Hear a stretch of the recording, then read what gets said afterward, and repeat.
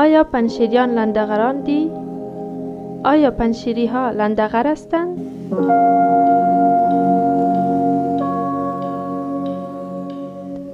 د لندغر کلمه یا نوم لومړی ځل هغو پنشیریانو ته وکارول شو چې د احمد شاه مسعود د اونۍ د لمانځلو په ورځ کې یو شمېر خلک آزار او اذیت کړل.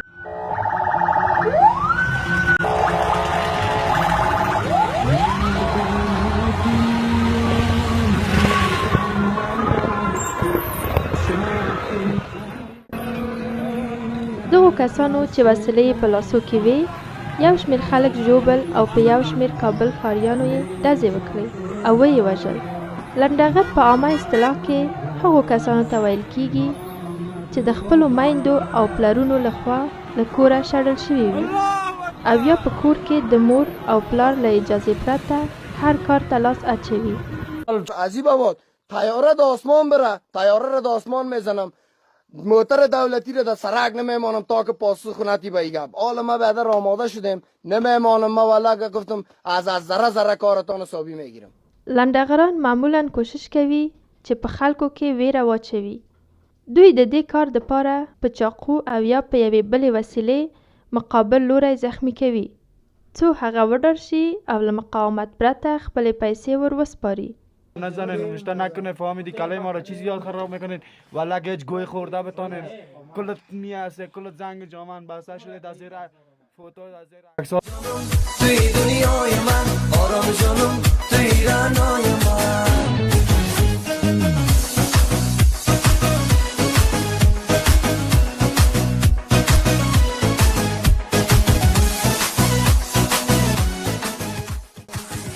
په فارسی کې لنډغر ته بچه بې پدر و بې مادر وایي. لنډغر مکتب نه وایي، له خلکو سره ښه چلند نه کوي.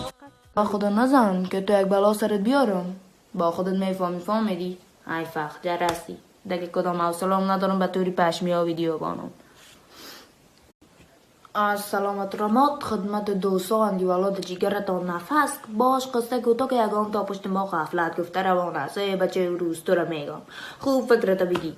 اول که قدم خود نزن عریفای ما که از لوی نفراست فهمیدی توری پشمیای جریفای ما بودن میتانه. دو که میگی تو دوی همیشه لاپی او باټی ویخی او ځان ته خاص اصطلاحګانې لري لکه به ثبوت استی، د جگرت ملاق بزنم، شویشار استم، بادار ماستی، نوکرت استیم، واه خرابی ته نبینم جگر او داسې نور اصطلاحات دوی خپلو منځو کې کاروي.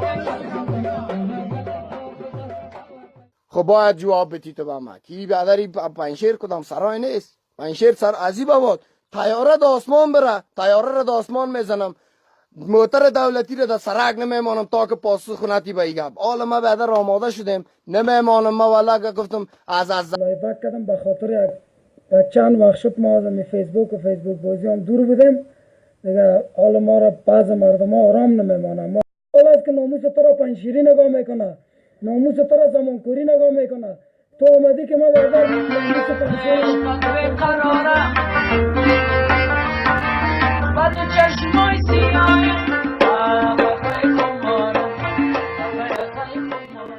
خیلی که با سر لج همیتی به قوای مرکز بگی یک دانه بگی با سر لج شمیت یکی دیگه با دخترهای پنشیر میخوانم. نه باسی به قوای مرکز بخوان با دخترهای پنشیر میخوانم. باسی به قوای مرکز بگیرش. خواه چی میگن؟ با یک دانه دیگه با دخترها نخوانیم میگن دخترک از ملکای غرب آمده با پنشیر خوردن تلخان آمده، با پنشیر خوردن تلخان آمده، لبایش زیر دندان بگیرم گل میدان است نمان آمده، گل میدان است نمان آمده.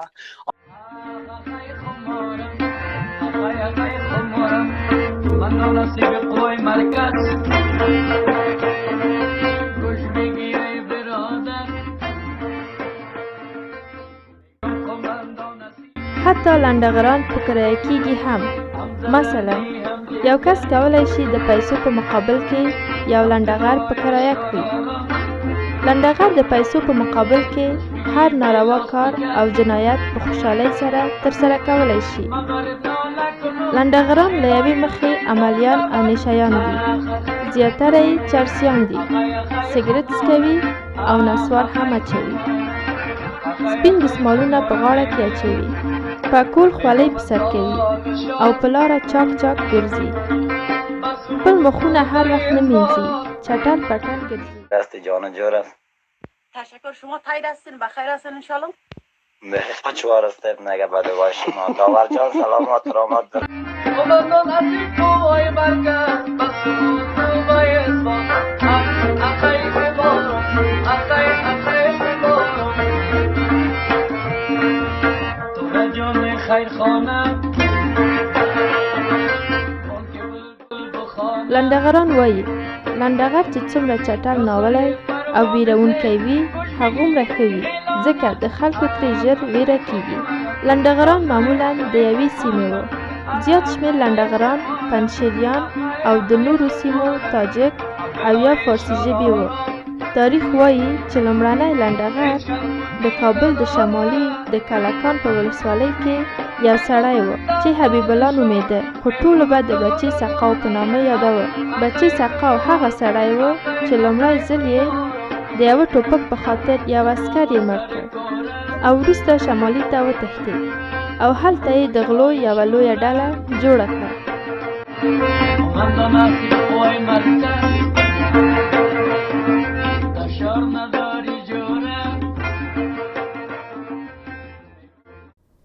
اوس چې څوک د لنډغر نوم واخلي نو ژر یې د پنجشیر یو شمېر ځوانان سترګو ته درېږي. کیدای شي ټول پنجشیریان دغسې نه وي، خو له بده مرغه یو شمېر نور خلک هم د پنجشیر له نوم څخه ناوړه استفاده کوي. دوی هم د احمدشاه مسعود په شان پکول په سر کوي، یو دسمال غاړې ته اچوي او په غلا پسې راوځي.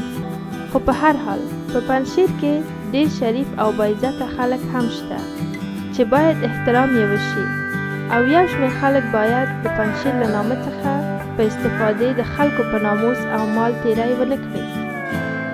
او په پنجشیر کې هم چې کوم لنډغران دي باید د خپل قوم د نوم او عزت ساتلو په خاطر لنډغري پرېږدي. او حکومت ته هم پکار دي چې د لنډغرو مخه په کلکه ونیسي او هیڅ چاته اجازه ورنه کړي چې د لنډغر په توګه جامې واغوندي او د اخلاقو او انسانیت خلاف کار وکړي.